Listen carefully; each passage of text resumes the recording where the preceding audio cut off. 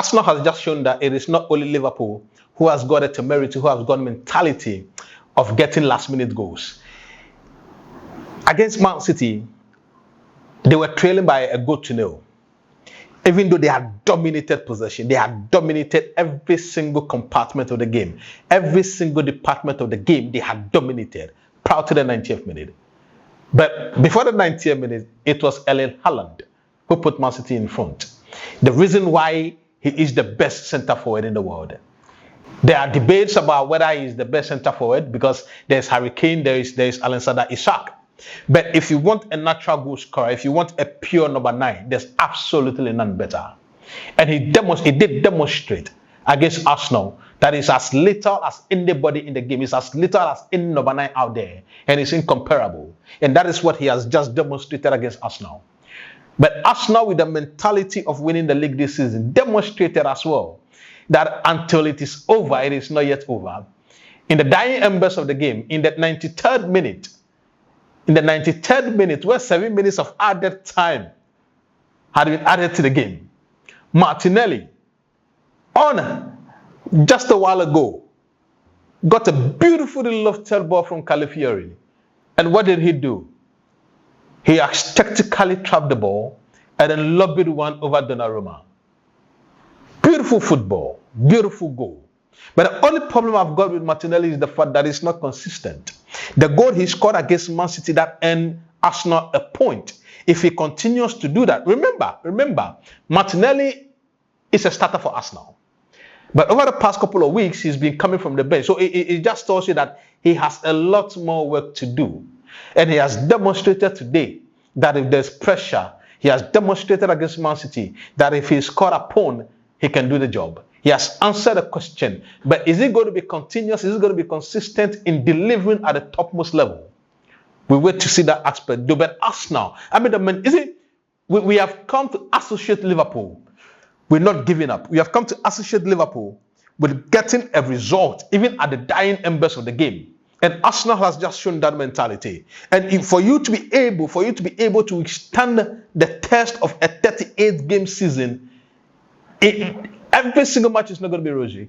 There are matches you are going to win simply. There are matches you are going to find a bit tough, and there are matches you would have to dig in. There are matches you would have to dig in, you would have to struggle. And one such match for Arsenal was today's match against Man City, where they had very few openings, where they had very few chances, where they had very few opportunities to get a goal.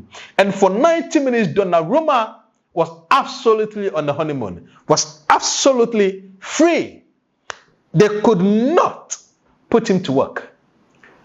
But guess what? When the task was asked, when the question was posed, Arsenal, through Martinelli, answered in the 93rd minute of 7 minutes of added time. This is what football is all about. Getting the point where it is most difficult. Getting the point when you are not even playing at your utmost best. But my problem with Arsenal's totality of the game today was the fact that, you see, you can hold the game, you can hold the ball. That is what Man City used to do.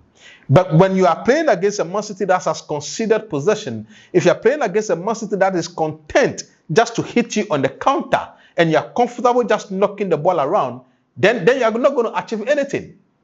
You knock the ball around to the extent that in a point in the second half, Arsenal had close to 85% of possession, and City had 15%.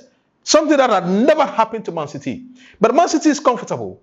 So far as you are not creating chances, so far as you are not getting the spaces in between their defensive setup to get in the passes, they are cool, they are comfortable.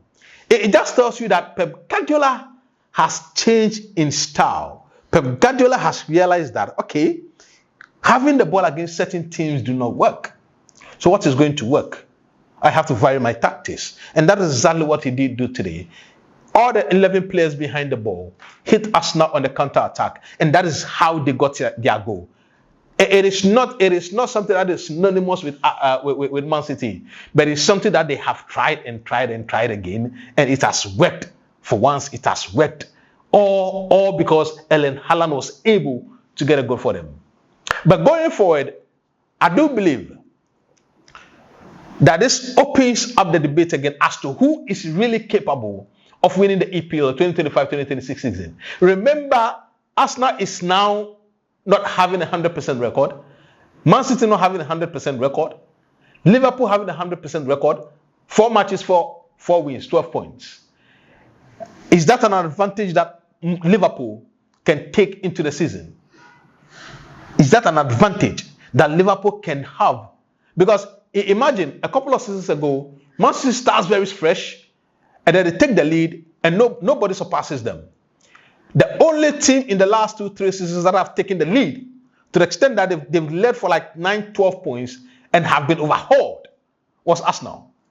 But I sincerely do not think that these two teams, Arsenal and Man City, I don't think they have the aura. I don't think they have the capability. I don't think they have the capacity to overhaul Liverpool. I really do not think that. Not even my favorite Chelsea, as shambolic, as poor as ever. You know, I mean, you get a red card and a coach panics and then takes off 3 players.